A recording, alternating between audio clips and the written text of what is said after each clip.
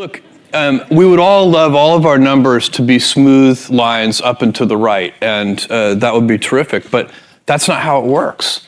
Those numbers are output measures, and I guess you could try to manage your quarterly earnings very precisely, but I think personally that would be a mistake. Most of the work that we put into any particular quarter happened years ago. So it's not, there aren't that many knobs you can turn during a quarter. I mean, you can, but they're like eating your seed corn if you turn those knobs. You don't want to do that.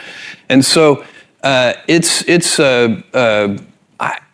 people, I think if you focus on the controllable inputs to your business instead of the outputs, in the long term, you get better results. So the Benjamin Graham quote here is that in the short term, the stock market is a voting machine. In the long term, it's a weighing machine. And I think people are well advised to build a company that wants to be weighed and not voted upon.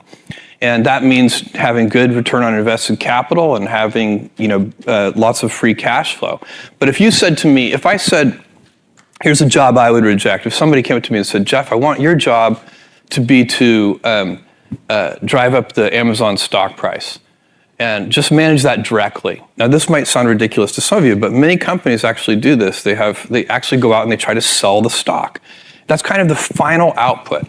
And it's much better to say, okay, let's not do that. That's not going to be sustainable. It's kind of a silly approach. What are the inputs to a higher stock price? And you say, okay, well, free cash flow and return on invested capital are inputs to a higher stock price. Okay. So let's keep working backwards. What are the inputs to free cash flow? And you keep working backwards until you get to something that's controllable. And a controllable input for free cash flow would be something like lower cost structure. And then you back up from there and you say, okay, well, if we can improve our picking efficiency in our fulfillment centers and reduce defects are very, very costly. It's probably, reducing defects at the root is one of the best ways to lower cost structure. And so then that starts to be a job you would accept.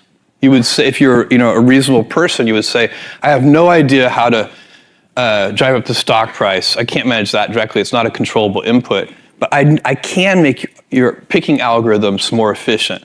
And that will reduce cost structure and then follow that chain all along the way. That's what you do in all of these businesses.